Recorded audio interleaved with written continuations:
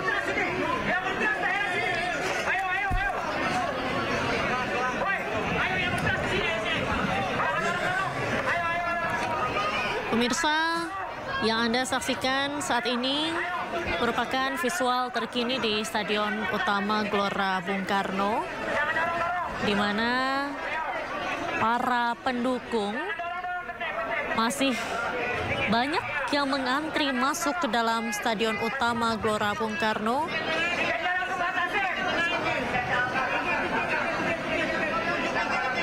Para pendukung memang untuk masuk ini diminta untuk memindai atau scan wajah dengan akun Garuda ID di lokasi sebelumnya.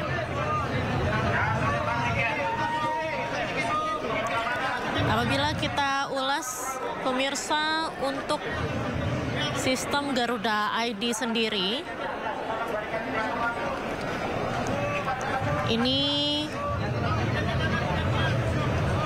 sebuah sistem yang diharapkan bisa mengatur alur pergerakan para penonton dengan baik.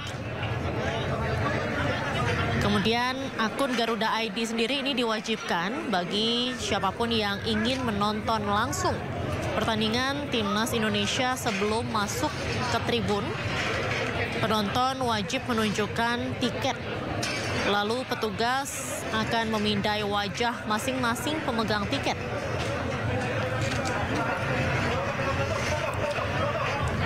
Selanjutnya ponsel atau proses scan dari Garuda ID ini dilakukan menggunakan ponsel dari petugas tiket. Kemudian juga setelah pemindaian wajah berhasil, maka penonton baru diizinkan masuk ke ring 1 Stadion Utama Gelora Bung Karno.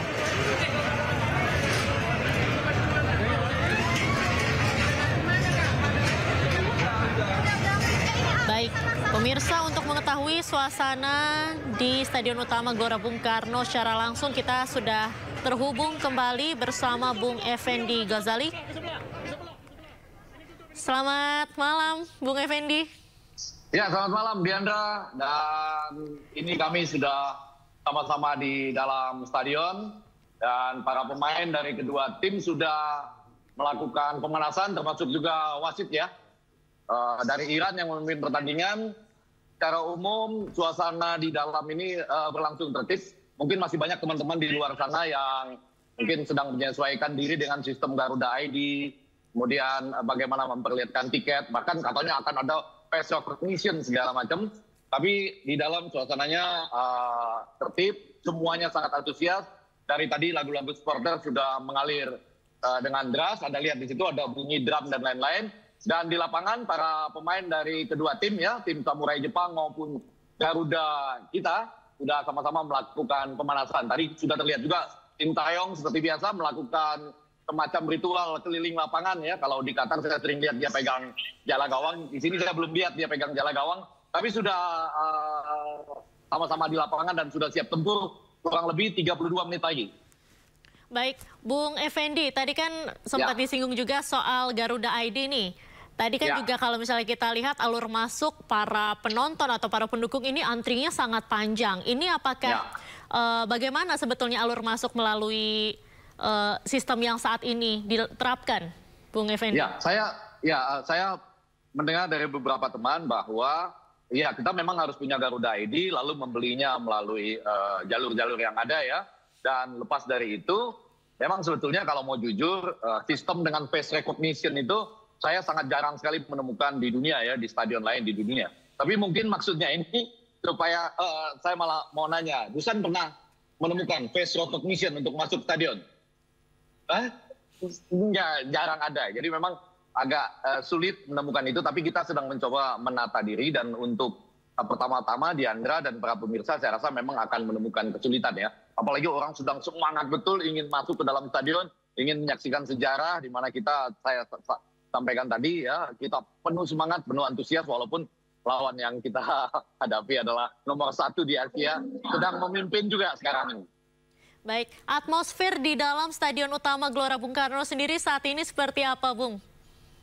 Oh iya, nggak bedanya dengan kalau Indonesia main di Qatar misalnya ya, yang karena kita banyak sekali pendukungnya. Kalau Anda lihat kiri dan kanan itu relatif sudah penuh ya, walaupun masih berdesak-desakan di luar. Kalau misalnya gambar mau diambil ke kiri dan ke kanan, Anda bisa lihat di paling ujung sana misalnya, itu sudah penuh ya teman-teman dari ada Garuda Qatar, ada Garuda Timur Tengah, ada Garuda Kuwait, tentu saja ya seluruh Ultras Garuda yang ada di Indonesia juga berduyun datang ke stadion pada malam ini. Jadi ini hampir sama dengan seperti pertandingan kalau kita ingin menjadi pemain ke-12, ingin mengalahkan sesuatu yang barangkali lebih banyak soal realistis dan harapan. Tapi atmosfernya malam ini luar biasa. Walaupun tentu akan ada 4 hari lagi, atmosfernya lebih masuk akal dan lebih luar biasa lagi. Begitu Diandra.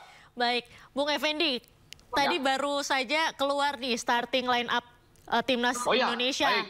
Ya. Udah melihat belum, Bung Effendi? Saya belum dapat, tapi menurut saya Sintayong punya pilihan-pilihan yang bagus ya. Oh, ini sudah mulai keluar di layar ya.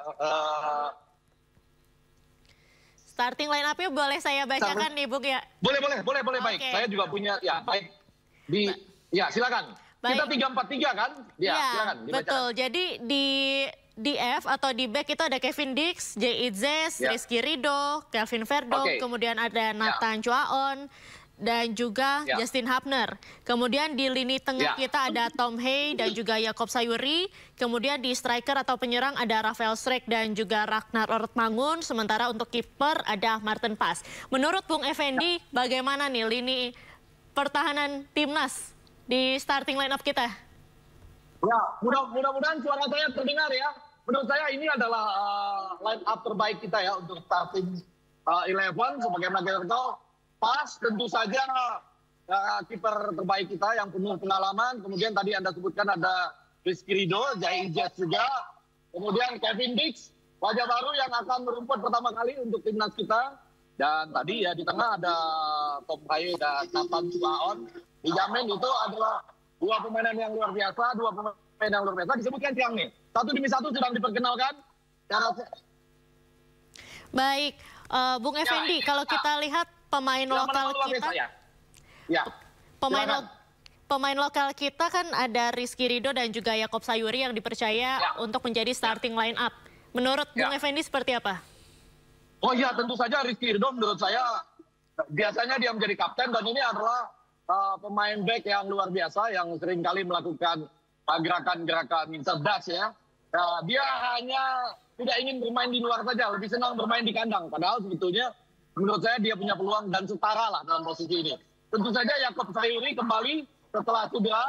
Walaupun tentu saja kita punya banyak pilihan di situ. Ada Egy Maulana Fikri, kemudian juga ada Sandy Walsh misalnya nanti jika mereka bisa bertukar tempat.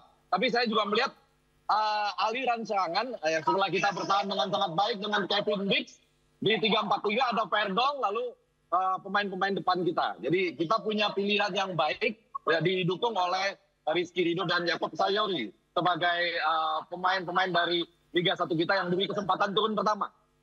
Baik, kalau kita melihat lini pertahanan kita hari ini, menurut Bung Effendi bagaimana, optimis nggak? Iya, saya optimis walaupun nanti kita dalam 5 menit pertama kita harus cari tahu ya, ini apakah parkir bus atau permainan yang agak lepas biasa.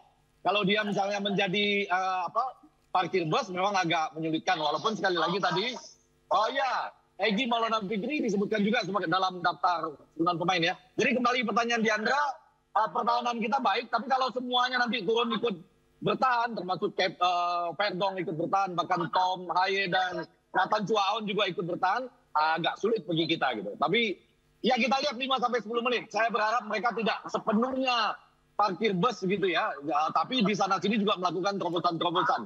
Begitu dia.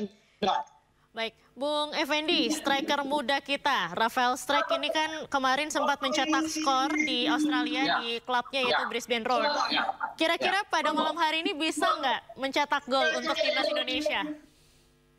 Tentu harapan kita demikian Diandra, tapi kita tahu di lini belakang Jepang walaupun kadang-kadang ya kipernya Suzuki ya kadang-kadang bisa juga melakukan blunder, tapi ada Machina, Seko dan Takai ya yang merupakan back-back tangguh. Ada lagi Nagatomo yang pemain paling senior misalnya, itu adalah back-back sangat tangguh yang sudah teruji. Kalaupun mereka misalnya nggak tampil, masih ada Hashioka dan Itakura misalnya. Dan jangan lupa nanti adu pemain tengah itu jauh lebih penting. Ada nama-nama besar ya yang kita tahu, misalnya saja tentu saja Wataru Endo, Ritsudoan, kemudian Hatate dan Mitoma misalnya. Lalu di bagian depannya mereka, jadi kita antara bertahan dan kemudian juga berusaha memenangkan lapangan tengah, kurang lebih begitu ya. Ada Kubo dan Mino di depannya.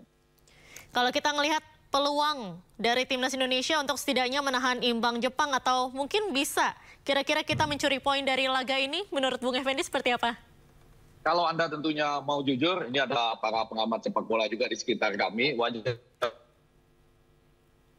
Wajah kami agak sedikit cerah tapi tegang bagaimana mengatakannya. Artinya harapan kita tentu kita mendapat poin, tapi kalau mau realistis, saya ingin mengatakan sekali lagi Diandra dan para pemirsa, mudah-mudahan para pemain kita bisa bermain lepas dan kemudian fokus bermain sebagai satu tim, apalagi kan ini para bintang yang datang dari berbagai klub ya.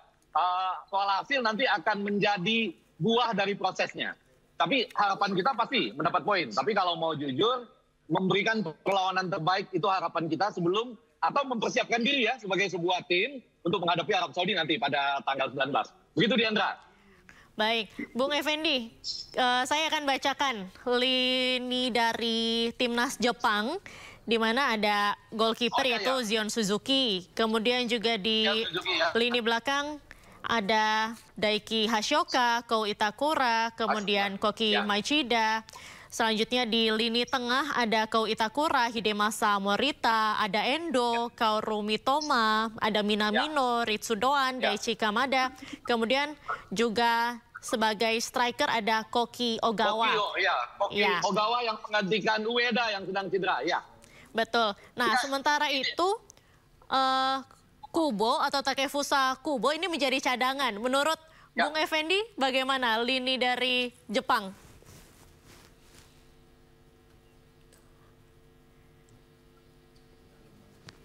Pemain-pemain yang luar biasa sangat tergantung ya pada saat ini yang tersedia. Semuanya nama-nama besar. Anda nyebut Hashioka tadi, Itakura, ada Morita yang bisa gantian dengan Mitoma, kemudian Kamata yang bisa gantian dengan Kubo seperti yang Anda sebutkan tadi. Di depan ada Koki Ogawa. Semuanya adalah pemain-pemain yang sudah sering kami lihat ya, juga bermain di kejuaraan Asia begitu. Ya, termasuk juga yang bermain mengalahkan Arab Saudi 2-0 misalnya. Jadi ini pemain yang bisa bisa diganti setiap saat, tapi tergantung pada mana yang menurut pelatih Jepang pada saat ini, Moriyoshi, itu mana yang terbaik pada hari ini atau setelah mengkaji susunan yang tadi diperlihatkan oleh Indonesia. Kurang lebih begitu. Baik, yang perlu diwaspadai mungkin menurut Bung Effendi siapa nih? Saya rasa pasti ya, ada nama-nama tadi, kalaupun Kubo tidak main, tapi kan Minamino masih ada, kemudian Kamata, tadi Endo pasti ya, walaupun di Liverpool misalnya jarang main pertama, tapi selalu dipercaya. Misalnya sebagai kapten, ada tadi Anda sebut ya, mungkin Mitoma akan segera turun, pastilah Koki Ogawa sebagai penyerang yang bisa setiap saat berganti-ganti dengan nama-nama yang sudah dipersiapkan sebagai line up atau starting 11 dari Jepang tadi. Saya mau mengatakan semua pemain tengah dan pemain depannya kalau mereka turun dengan 3-4-2-1, semuanya itu harus diperhatikan. Nah, Bung Effendi, yang menjadi menarik pada hari ini Kelvin Verdong dan juga Koki Ogawa ini kan berada di dalam satu klub yang sama. Ya. Nah, menurut Bung Effendi nanti akan permainannya akan seperti apa nih? Di mana mungkin kalau misalnya di dalam satu klub itu kan satu sama lain sudah mengerti cara permainan pemain yang satu dengan yang lainnya. Menurut Bung Effendi seperti apa? Ya, mau saya katakan bahwa mereka akan main habis-habisan karena ini atas nama negara dan lebih daripada itu kampung halaman saya juga loh, Nijmegen. Saya studi di Nijmegen, menyelesaikan doktor saya bersama-sama dengan Cornell University dan Radboud University Nijmegen. Kita tahu Nijmegen itu belakangan ini sedang menanjak ya dengan nama-nama yang tadi Ogawa, Verdong dan banyak lagi yang lainnya. Tapi saya yakin mereka akan habis-habisan walaupun saling tahu sama satu sama lain dengan tabiat dan cara bermain, tapi kan masih ada 10 pemain lain yang akan saling melengkapi, yang akan membuat ini berbeda dibandingkan dengan kalau Nijmegen bermain. Gitu, Diandra. Oke, baik. Terima kasih banyak Bung Effendi sudah berbincang bersama Ainus. Nanti kita akan hubungi kembali. Yang penting tetap semangat ya, Diandra dan seluruh pemirsa. Kami being realistik, tapi kalau semangat. Setidaknya ini membuat kita fokus untuk menghadapi pertarungan selanjutnya ya, walaupun kita sekarang sedang berada di bawah, tidak mustahil karena ini selisihnya sedikit sekali. 10, 6, 5 lalu 3. Kalau kita menang atau seri akan berubah, begitu nanti dengan Arab Saudi kita menang akan berubah lagi posisinya. Masih ada peluang walaupun sekali lagi tetap menjadi realistis. Semangat Garuda Muda, Garuda Indonesia, Garuda Qatar dan seluruh penonton di seluruh dunia. Baik, semangat terus untuk Timnas Indonesia dan tentunya selamat menyaksikan Bung Effendi bersama teman-teman. Sama-sama ya. Terima kasih. Pemirsa, kita kembali saksikan suasana terkini di lapangan Stadion Utama Gelora Bung Karno. Saat ini para pemain sudah mulai melakukan warm up atau pemanasan. Di sini bisa kita lihat para pemain Jepang sedang melakukan pemanasan. Saat ini pukul 18:41 waktu Indonesia Barat. Pemirsa, dengan demikian sebentar lagi, kira-kira 19 menit lagi kick off akan dilakukan. Tepat pada pukul 19.00 waktu Indonesia Barat. Pada hari ini starting line up yaitu di lini belakang ada Kevin Dix, kemudian ada Jay Izes, Rizky Ridho, Kelvin Verdong, Nathan Chuaon, dan juga Justin Hubner. Kemudian lini tengah ada Tom Hai, ada Yakob Sayuri. Kemudian sebagai striker atau penyerang ada Rafael Strijk dan juga Ragnar Oratmangun. Sementara itu sebagai kiper ada Marten Pas untuk lini pertahanan tim nasional Indonesia.